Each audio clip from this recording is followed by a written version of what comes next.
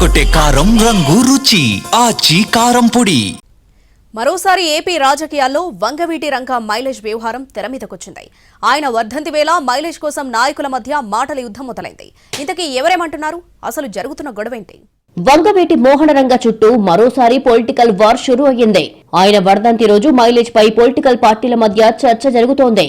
రంగా తొలిసారి కాంగ్రెస్ నుంచి 1985 ఎన్నికల్లో విజయవాడ తూర్పు నియోజకవర్గం నుంచి గెలిచారు. తర్వాత 1988లో దారుణ హత్యకు గురయ్యారు. రంగా హత్యకు టీడీపీ ప్రభుత్వమే కారణమంటూ పెద్ద ఎత్తున ఆరోపణలు అప్పట్లో వచ్చాయి. రంగా హత్య తర్వాత జరిగిన ఎన్నికల్లో కాంగ్రెస్ తిరిగి అధికారంలోకి వచ్చింది. రంగా కాపు సామాజిక వర్గానికి చెందిన బలమైన నేతగా తక్కువ సమయంలోనే ఏపీ వ్యాప్తంగా గుర్తింపు పొందారు. ఆయన అనుచరులుగా ఉన్నవాళ్లు అనేక మంది తర్వాత కాలంలో కాంగ్రెస్ నుంచి ఎమ్మెల్యేలుగా, మంత్రులుగా పనిచేశారు. దీంతో మొదటి నుంచి ఆ పార్టీ రంగాను తమ బ్రాండ్గా చెబుతూ వస్తోంది. ఆయన కుమారుడు వంగవీటి రాధా కూడా 2004 ఎన్నికల్లో తొలిసారి కాంగ్రెస్ నుంచే బరిలోకి దిగి విజయం సాధించారు. తర్వాత రాధా ప్రజారాజ్యం, వైసీపీ, టీడీపీకి ఇలా మారుతూ వచ్చారు. రాధా వైసీపీని వీడి టీడీపీలో చేరిన సమయంలో పెద్ద ఎత్తున ఆయనపై విమర్శలు వచ్చాయి. ఇప్పటి వరకు అదే పార్టీలో ఆయన కొనసాగుతున్నారు.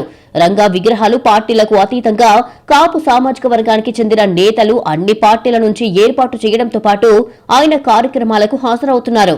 రాధా వైసీపీలో ఉన్న సమయంలో రంగా వర్ధంతి కార్యక్రమాలను ఆ పార్టీ నిర్వహించింది. తాజాగా మళ్లీ జగన్ రంగా వర్ధంతిపై పోస్టు పెట్టడం చర్చకు దారితీసింది. ఇదే సమయంలో అదే పార్టీకి చెందిన మాజీ ఎమ్మెల్యే రంగా అనుచరుడు మల్లాది విష్ణు టీడీపీపై తీవ్ర విమర్శలు చేశారు. రంగాను హత్య చేసిన పార్టీ ఆయన వర్ధంతి సందర్భంగా పూలమాలలు వేయటం వల్ల ఆత్మ క్షోభిస్తుందని అన్నారు.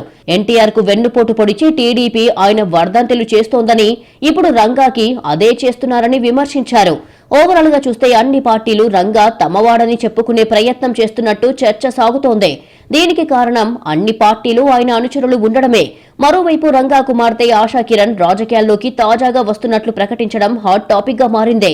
ఏ పార్టీలోనూ చేరడం లేదని ఆమె చెబుతున్నా వైసీపీలో చేరుతారని ప్రచారం సాగుతోంది. అయితే ముందు ముందు ఏం జరుగుతుంది అన్నది చూడాలి.